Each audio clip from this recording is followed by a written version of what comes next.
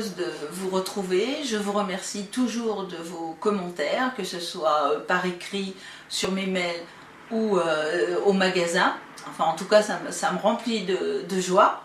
Alors, ce qui revient souvent, c'est que je ne vous regarde pas assez dans les yeux. C'est très difficile. Là, je vais essayer, mais croyez-moi, c'est difficile. Allez, on part. Donc, cette nouvelle s'appelle « L'étoile de mer ». Une étoile de mer.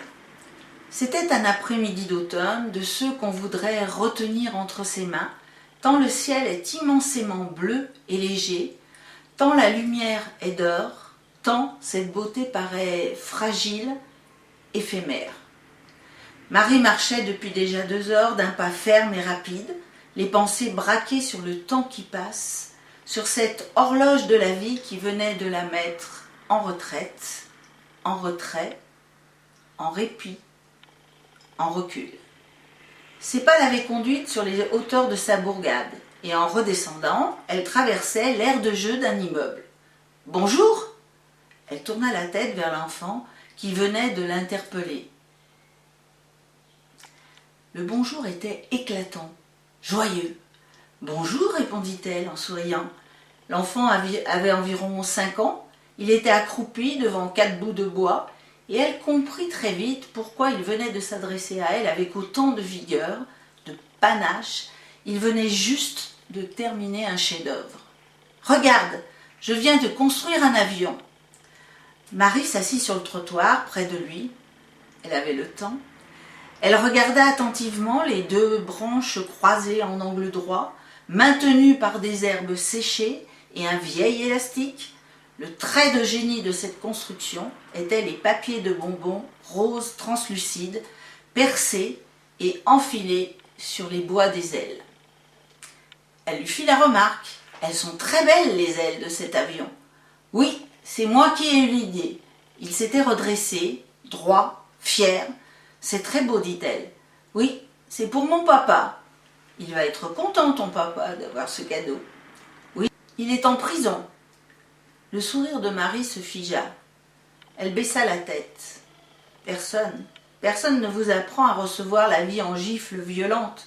Personne ne vous apprend que cette gifle sera donnée par un enfant de 5 ans. Personne. Elle se redressa lentement, meurtrie, atteinte en plein cœur. Elle répéta « Il va être content. Et tu vas le voir bientôt ?»« Je sais pas. Ma maman, elle peut pas toujours. Elle travaille. » Il prit l'avion entre ses mains et fit mine de le faire voler. Puis les grands yeux noirs se tournèrent vers elle. « Tu peux me pousser sur la balançoire ?»« Oui, comment t'appelles-tu ?»« Dylan.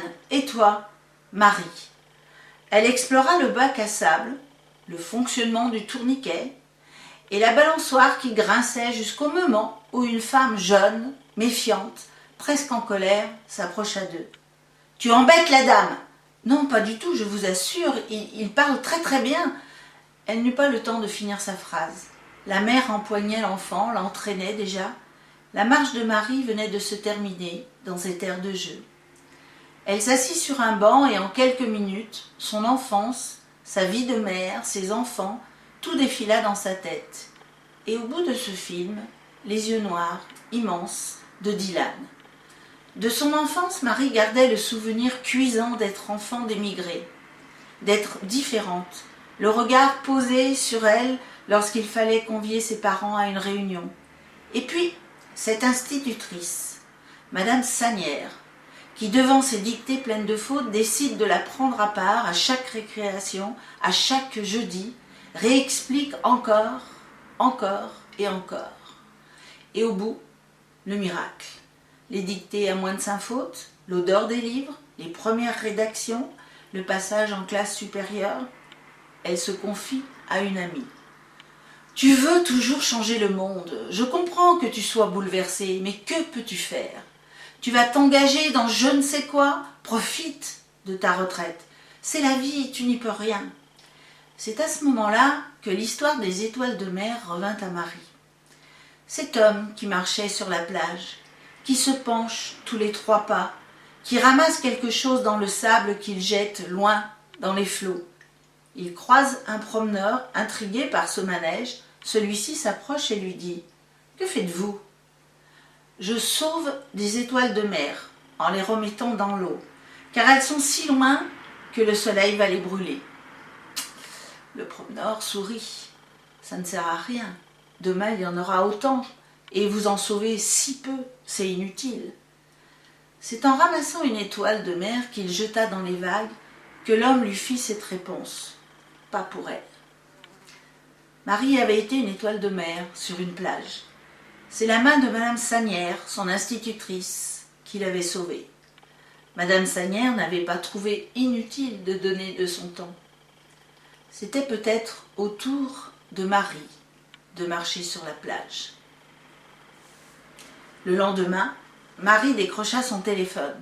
Allô, la Croix-Rouge? Elle reçut une formation spécifique pour accompagner les enfants en visite à un parent détenu. Elle retrouva d'autres bénévoles avec qui elle apprit la neutralité, la bienveillance, d'être là que pour favoriser un passage entre le lieu d'habitation de l'enfant et la prison. Être un pont, respectueux, une main. S'investir, mais ne pas prendre la place, être là sans jugement, être juste là. C'est ainsi qu'un mercredi, elle retrouva Dylan sur une liste d'enfants près de chez elle qu'elle pouvait accompagner. Dylan la reconnut tout de suite, et la conversation interrompue de l'air de jeu reprit. « C'est toi qui vas m'amener voir mon papa? Attends, j'ai un dessin, regarde. » C'était un avion, bleu et rouge. Dylan, qui avait été si bavard dans l'appartement, resta muet tout au long du voyage. Puis la prison, les portes qui se referment, le bruit des pas, la salle immense où attendent les familles, les enfants. Ils sont assis tous les deux, main dans la main. Dylan reste silencieux, sage, impressionné. Le flot de paroles se libère après la visite. Dylan voulait savoir pourquoi on avait mis son papa en prison. Marie expliqua doucement le principe de justice, ce qui vaut d'être puni. Il fallait que Dylan sache pourquoi son père était en prison et en même temps que c'était son père et qu'il pourrait toujours aller le voir. Marie avait tous les mots qui parfois manquent aux familles.